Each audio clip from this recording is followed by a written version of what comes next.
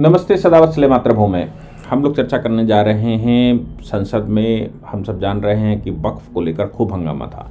आपको याद होगा कि 8 अगस्त 2024 को संसद में वक्फ संशोधन बिल रखा गया था और वक्फ संशोधन बिल रखते ही तमाम अपोजिशन पार्टियों के नाना, मामा, मामा, बाबा बहुत सारे मर गए थे, या ये कहें कि उनके दामादों के यहाँ कष्ट हो तो बड़ी उनको कष्ट हुआ और कष्ट होते ही संसद में बिल रखा ही गया था कि ऊधम हो गया।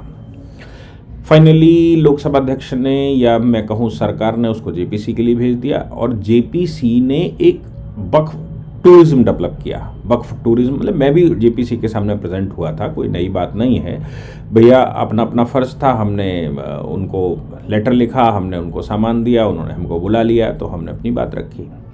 लेकिन 97-92 लाख से ऊपर एप्लीकेशंस, संशोधन, तमाम तरह के QR कोड बनाए गए, उनको लेकर वक्फ संशोधन ना किया जाए, ये सब किया गया, खूब उधम हुआ। कुल मिलाकर बात आती है कि जो अपोजिशन के सांसद लोग, उसके सदस्य थे, उन्होंने भी हंगामा किया और वक्फ में शामिल नहीं हुए। कहा यह गया कि भाई हमने 44 प्रस्ताव रखे थे, उसमें से ये 16 स्वीकार हुए, 20 स्वीकार हुए, 15 स्वीकार हुए, बाकी अपोजिशन के स्वीकार नहीं हुए। और अपोजिशन के प्रस्ताव क्या हो सकते हैं? अपोजिशन के प्रस्ताव सिर्फ यही हो सकते हैं कि साहब वक्फ ख़त्म ना किया जाए, वक्फ जो यूज़र जो लूट खसोट करके जो रखा गया है उसको रखा जाए। मैं अभी एक न्यूज़ चैनल के उस पर भी था और उसमें भी मैंने कहा कि भाई ये बताइए कि वक्फ तो ठीक है कि वक्फ ख़त्म नहीं किया जाना चाहिए, लेकिन लीगल वक्फ या इल्लीगल वक्फ, लीगल वक्फ तो रहनी चाहिए, लेकिन इल्लीगल वक्फ क्यों रहनी चाहिए? पार्टीशन के समय पर जो सार्वजनिक संपत्ति थी जिसके एवज में पूरा पाकिस्तान दे दिया गया, वो सार्वजनिक संपत्ति अभी भी वक्फ क्यों है? किसी ने संपत्ति दी है, आपके पास संपत्ति है, खूब वक्फ करिए, किसी को कोई समस्या नहीं है। आपके पूर्वजों की संपत्ति थी, आप खूब वक्फ करिए, किसी को कोई समस्या नहीं थी। लेकिन सरकारी संपत्ति क्यों वक्फ हो जाएगी? पब्लिक प्रॉपर्टी क्यों वक्फ हो जाएगी? सार्वजनिक, मुगलों के समय पर, मुसलमानों के समय पर जो सार्वजनिक स्थल बनाए गए वो तो सरकार है।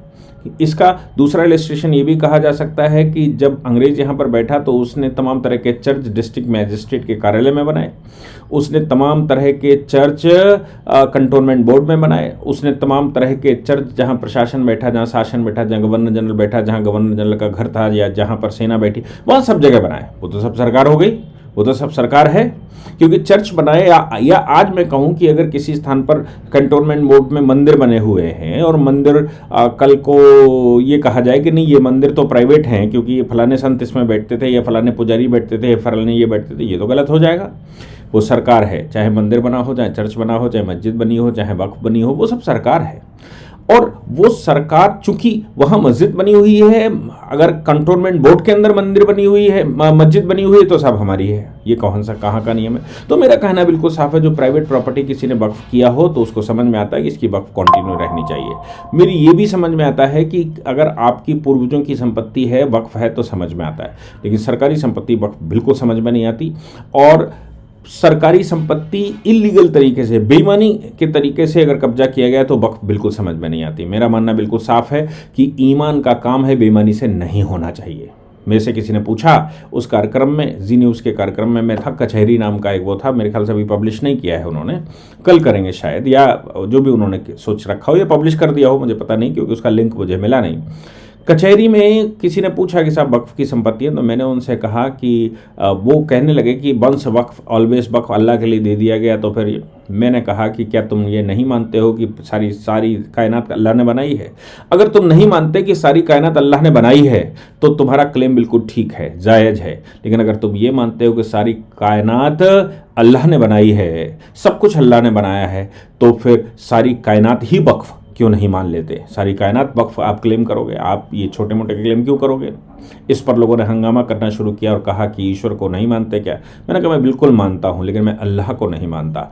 अल्लाह को आप मानिए, मैं अपने परमात्मा को मानता हूँ, मैं अपने ईश्वर को मानता हूँ। लेकिन अगर आप अल्लाह परमात्मा को ही कहते हैं, परमात्मा को अरबी में अल्लाह कहते हैं, तो मैं स्वीकार करता हूँ। लेकिन आप कहो अल्लाह एक सेपरेट इंटाइटी है और वो इंटाइटी केवल आपकी बपौती है, तो मैं उसको नहीं मानता। और मैं ये मानकर चलता हूँ कि ये सब गलत आप ज़बरदस्ती कर रहे हैं और ये जो पूरा सिस्टम है ये भू राजनीतिक आंदोलन है। भू राजनीतिक आंदोलन से मतलब है कि इस्लाम के नाम से सत्ता कवर करना या सत्ता के साथ ज़मीन का कब्जा करना या ज़मीन कब्जा करके सत्ता में आना, ये इस्लामिक चरमपंथ का मेन जो हथियार है वो है। इसलिए मैं इसको नहीं मानता। अच्छा ये है कि जेपीसी ने अपनी रिपोर्ट प्रस्तुत कर दी। जेपीसी की रिपोर्ट के मामले में एक बात दिमाग पर रखना चाहिए कि जेपीसी केवल एक कमीशन है। जेपीसी कमीशन होने के नाते केवल रिकमेंडेशन कर सकता है। ये पूरा डोमेन सरकार का होता है। सरकार चाहे तो जेपीसी की रिपोर्ट माने, चाहे तो उसमें से कुछ रिपोर्टें माने, चाहे तो बिल्कुल न माने, क्योंकि ये बिल सरकार रखने वाली है और वो लेजिस्लेटिव डिपार्टमेंट जो बनाता है वो बनाने के बाद अपने रिसर्च करने के बाद पार्लियामेंट में रखा जाता है और पार्लियामेंट में उसकी बहस के बाद अगर संशोधन की आवश्यकता होती तो संशोधन किए जाते हैं। अगर संशोधन की आवश्यकता नहीं होती है तो बहस के बाद उसको पास कर दिया जाता है और पास करने के बाद वो कानून का जामा प्रेसिडेंट के साइन के बाद मान लिया जाएगा।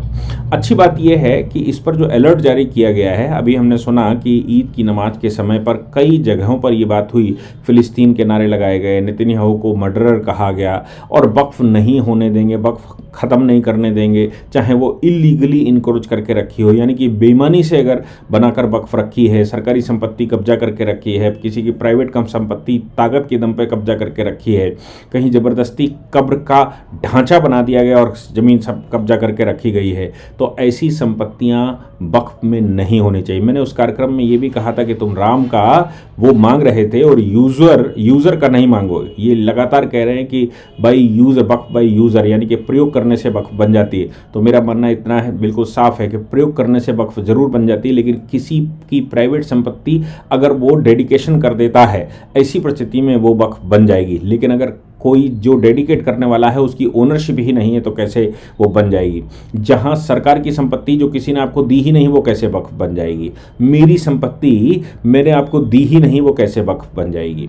वक्फ वही बन सकती है बाय यूज़र जो किसी की ओनरशिप में हो। अगर किसी मुसलमान के ओनरशिप में कोई प्रॉपर्टी है और उसने अनुमति दे दी है, भले ही उसके कागज़ तैयार ना किए गए, तो उस मुसलमान के नाम से प्रॉपर्टी होनी चाहिए। और उसके नाम से अगर प्रॉपर्टी है और वो आप यूज़र से उसको यूज़ कर रहे तो ठीक है, लेकिन अगर आपके पास उसकी ओनरशिप ही नहीं है, आपके पास उसके कागज़ ही नहीं है, तो किस आधार पर आपकी ओनरशिप होनी चाहिए? ये मेरा मुख्य प्रश्न था। इसका जवाब किसी के पास नहीं था। सिर्फ इतना था कि आप इस्लामिक लोगों को परेशान करने का कर रहे हैं। ये वक्फ के मामले में तमाम तरह के बयान देश भर में आ रहे हैं। अलर्ट जारी कर दिया गया है और सरकारों ने भी अलर्ट जारी कर दिया है।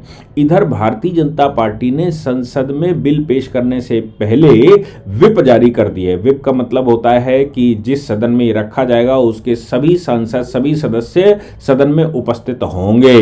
और व्हिप जारी करने का मतलब ये भी होता है कि बिल का समर्थन ही करेंगे। इस पर गुप्त वोटिंग नहीं होगी, बिल का समर्थन ही करेंगे। ये चुपचाप घुसट मार नहीं लगेगी कि आप उधर भी हैं इधर भी हैं और पता नहीं क्या कर गए। ये व्हिप मुझे लगता है कि अलर्ट जारी करना एक स्वास्थ्यवर्धक बात है।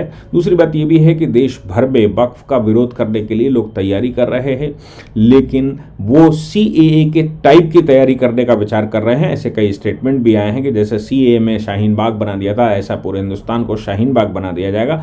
मेरा मानना इस विषय पर बिल्कुल साफ है कि आप शाहीन बाग छोड़ दीजिए, उस समय का प्रकरण दूसरा था। उस समय अचानक ये समस्या आ गई थी। आज की तारीख में 21 राज्यों में भारतीय जनता पार्टी की सरकार है या उनसे मिली हुई सरकार है, और उन 21 राज्यों में तो आप 4 लोग खड़े भी नहीं हो सकते कोई विरोध करने के लिए। हाँ, ये ज़रूर है कि आपको अगर कोई बात कहनी है तो जेपीसी बनी थी, जेपीसी के सामने 97 लाख एप्लीकेशंस गई थी। अब इसके बाद कोई स्थान किसी का बचता नहीं है जिसमें ये कहा जाए कि हम तो रोड पर प्रदर्शन करेंगे। पार्लियामेंट सुप्रीम है, पार्लियामेंट अगर उसको पास कर लेगी तो फिर इसका कोई सलूशन आपके पास नहीं है कि आप रोड पर खड़े हों। याद रखने की बात यह भी है कि योगी आदित्यनाथ जी का मॉडल इस समय पूरे देश में चल रहा है। अगर वो आपने उसका विरोध किया या किसी ने भी उसका विरोध किया और तोड़फोड़ नुकसान हुआ देश का, तो आप ये समझ लीजिए कि योगी मॉडल ठीक ठीक चल रहा है। अभी हाल ही में आज ही धामी सरकार ने अपने यहाँ देहरादून में और बाकी जगहों पर या हरिद्वार में जितने मुस्लिम नामों से बस्तियां बसा ली गई थी या उनके नाम बदल दिए गए थे, सारे के सारे बदल दिए हैं। मस्जिदें सीज़ कर दी गई हैं, जो इलीगल बनी हुई थी, मदरसे सीज़ कर दिए गए हैं जो नॉन सैंक्शन थे, और पूरे देश में ये बुलडोज़र चल रहा है। इसलिए अगर किसी ने हिमाकत की तो याद रखने की बात है कि बुलडोज़रों की, चूँकि भारत इंफ्रास्ट्रक्चर का देश, इसमें इंफ्रास्ट्रक्चर तैयार हो रहा है भारत में बहुत तैयारियाँ चल रही हैं, भारत में बहुत विकास हो रहे हैं, इसलिए संसार में सबसे ज़्यादा बुलडोज़र भी भारत में ही पाए जाते हैं। और यूएपीए कानून के तहत ये तमाम सैंक्शंस हो चुके हैं कि जिसने ये अपराध किया है उसको उसका भुगतान करना पड़ेगा, जो ये नुकसान कर रहा है उसको भुगतान करना पड़ेगा। ये सर्वविदित है, कानूनी भी है और कानूनन वेरीफाइड भी है। इसलिए ये जो अलर्ट जारी किया गया है वक्फ संशोधन से पहले, मुझे लगता है कि इसमें कुछ बड़ा होने की संभावनाएं हैं। जय हिंद, जय भारत, वंदे मातरम।